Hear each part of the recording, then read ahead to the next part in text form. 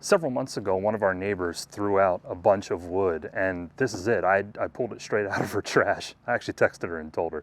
But I love the way that the finish of the wood looked, just the natural distress on it. So I figured, why don't we just go ahead and make a small planter out of this for our front porch? So that's what we're gonna do today.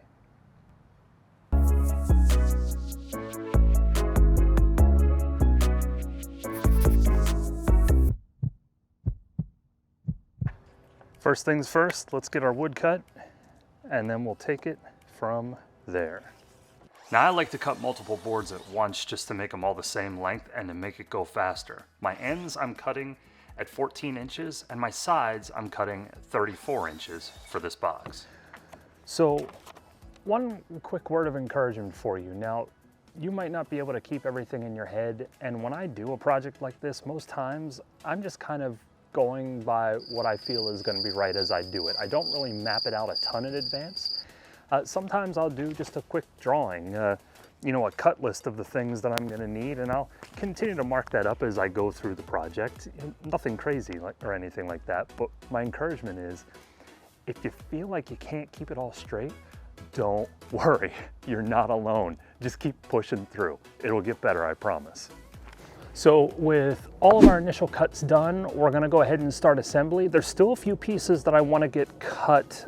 These pieces, actually, I'm gonna get some longer ones that I'm gonna run lengthwise, and I'll show you why once we get to that point. But let's go ahead and start assembly. Now I keep two drills with me, one so that I can pre-drill and the other so that I can put my screws in. Speaking of which, I'm using 1 1/4 inch exterior screws. I love these screws because they're coated so they won't rust and they last a long time. But I pre-drill before I put these screws in order to ensure that I'm not causing any problems with the wood. Honestly, I've just had too many problems in the past where I've cracked wood. I also like to use my clamps. They help me keep the wood pieces together. And I'm using the scrap piece that is the exact same width as the legs. It's the exact same width as the planks as well, 3/4 of an inch. So with 3/4 of an inch plus 3/4 of an inch at 1 1/4 with my screws, I'm ensuring that I'm not going to go through the front of these planks. It should fit nice and firm and hold tight for a long time.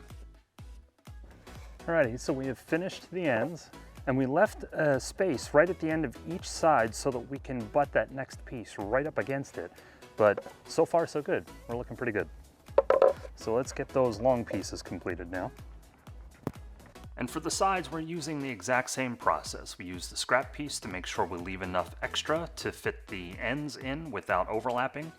And I'm pre-drilling with my first drill and putting the screws in with the second. Again, 1 1/4 inch screws is all that we're doing. The nice part is these legs double as supports, so they meet multiple purposes. Now I almost goofed when I was doing this part. I had initially taken this leg here and I'd butt it up against the edge, and then I realized that it's not going to fit properly if I do that. I would have had a gap like this in the corner, which I'm just not going to be able to live with. But if you try not to break your drill, oops, but if you can see here up close, now with that gap on both ends, I can fit it right together. So you get a nice, clean, cool corner. And I love the character on the corner here. It's not perfect, but it just looks fantastic. So now that we have our ends and our sides put together, we're gonna put them together to build the full planter. But if you think you're finding this valuable, hey, give this video a like. We would love it if you would do so. Also, ask some questions in the comments. If there's anything that we've done that you would have done differently, please, I would love to hear what you have to share. All right, let's get this thing together. For the nails, I'm using 1 1/2 inch finishing nails, and I'm putting 3 nails in per board. I'm usually pretty guilty of using too many nails, so I was able to stay pretty disciplined with this one. But the finishing nails do a really good job holding this together structurally.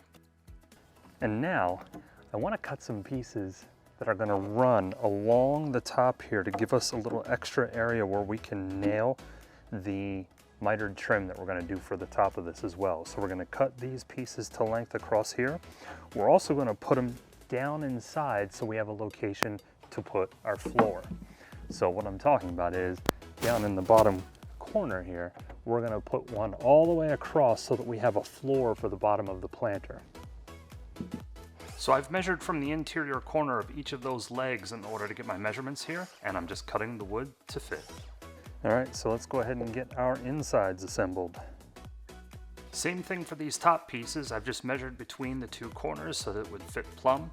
And I'm using my clamps to hold the wood in place. Big recommendation here, if you have clamps, and I'll include a link in the description for the clamps that I'm using, they're Jorgensen clamps, but they really make a solid difference when you're trying to hold the piece in place so that you can get the drill and the screw in the right spot.